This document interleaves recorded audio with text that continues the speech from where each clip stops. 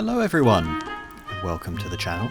My name is Ralph and welcome back to London Zoo 1904, my recreation of London Zoo in the year 1904. It's a fairly simple title.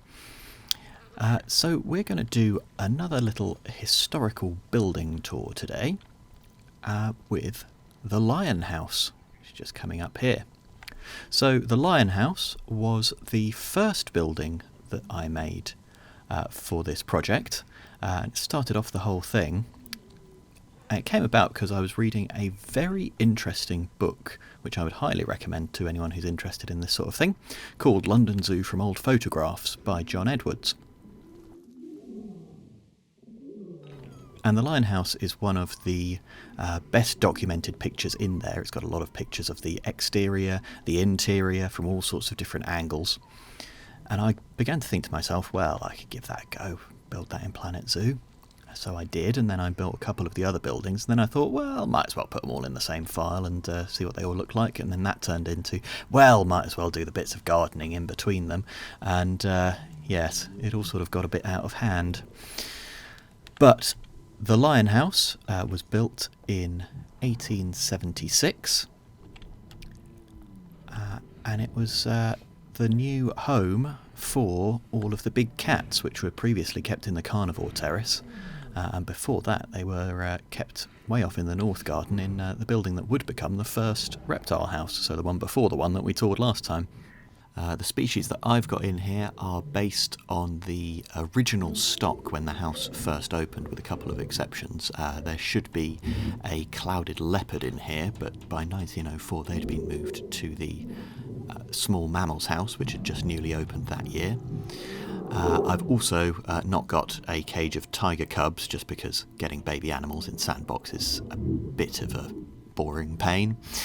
And I've also got cheetahs, or hunting leopards as they were sometimes known, in here, because otherwise I wouldn't really be able to use them.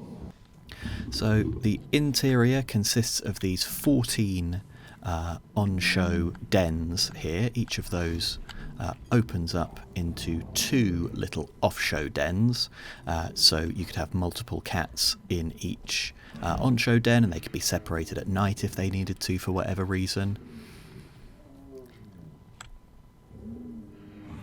So I've slightly had to cheat it, because there should be one more of these sort of triple width dens in each of these wings, but frankly I ran out of room and didn't really want to reconstruct the entire thing.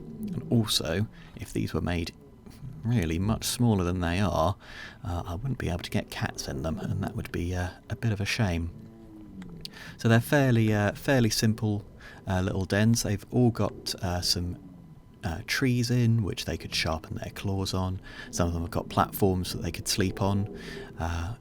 It'd be really lovely if they could use those in game, but they just can't, unfortunately. And this here is the meat trolley. So this would have been wheeled out at 4 o'clock every day, loaded up with meat. It would run along these rails here that run behind the safety barrier. Then the keepers would turn around this little bit of metal at the bottom. They'd poke in a bit of meat on a stick, and that would be dinner time. I can imagine that it must have been absolutely deafening in here around feeding time. It's pretty loud in here in game, which is quite nice, but with the echoing, all of the lions roaring at once, yes, it must have been really something, and I can't imagine the smell would have been too great either.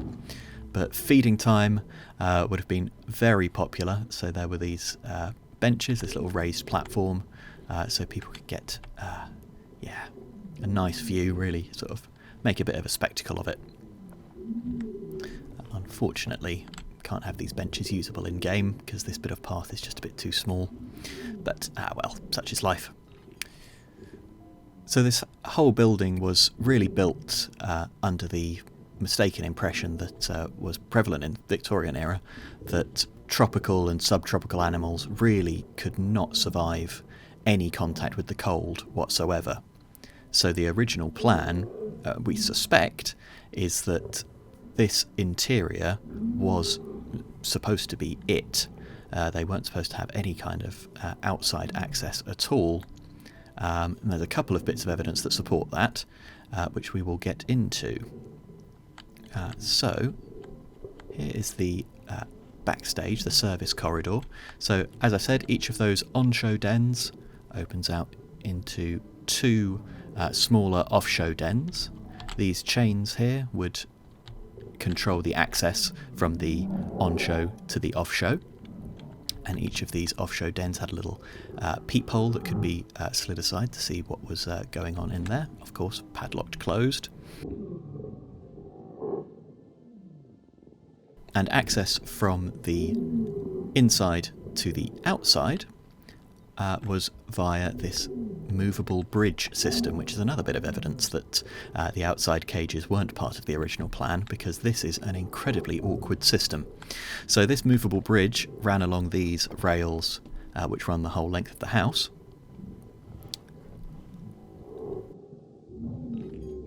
And how it would work is you would get the cats into their off-show den. You would wheel this bridge to line up with the off-show den.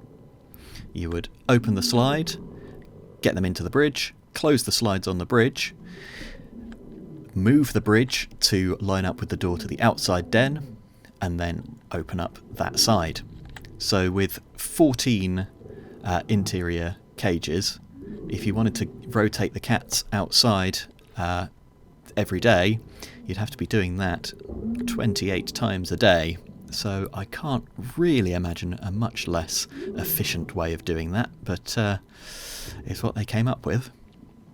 So here's a small yard just outside. So here they would bring in supplies. They could load up the meat wagon because the rails run from there to there. And they could unload travelling boxes and things like this. This is a bit of guesswork, but I think it sort of vaguely makes sense.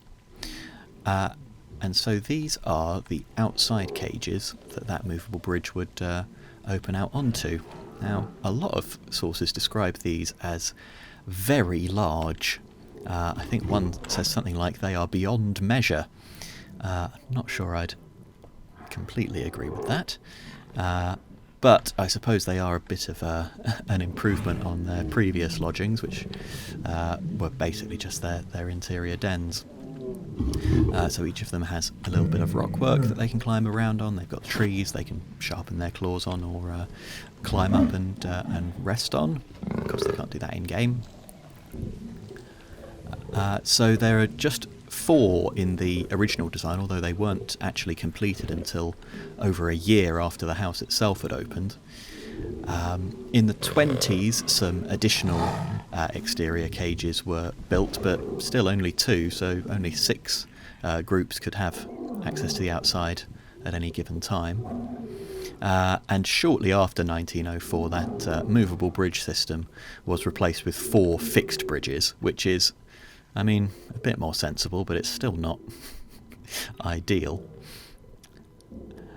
So another couple of details that are in this recreation. So above the doorway to the service corridor is a bust, or my attempt at a bust, which just about scans if you're walking past it pretty quickly. So this bust was Sir Stamford Raffles, who was the first president of the Zoological Society and one of its founders. He was also the founder of the British colony of Singapore, so he had a pretty interesting life, but a life which ended before the zoo itself opened. So he helped kickstart the entire endeavour, but didn't actually see the zoo itself. And above the doorway here, this little lion bust was preserved when the building itself was demolished in 1976. So it can still be seen today in what is now Land of the Lions. So the building served its purpose for about a century. Quite incredible, given how very Victorian the whole thing feels. It feels a bit out of place in the 70s. but it was replaced by the new lion terraces originally, which was a huge improvement on this setup. So all of the big cats sort of had free access from inside to outside and much larger enclosures. And then that was reimagined into Land of the Lions, which gave over all of that space to just the Asiatic lions. So that's one of my favourite sections of the zoo. It's lovely space for the animals and a really interesting space for the people as well. Some really interesting theming. So there we are. That was the Lion House. As before, if there was anything you particularly liked, let me know. If there was anything you didn't particularly like, let me know. Let me know what you'd like to see more of. Let me know what you'd like to see less of in these videos. And of course, if you have any questions, jot them down below and I'll get back to you. But for now, we will leave it there, and I hope to see you in the next one. Thank you very much for tuning in. Bye-bye.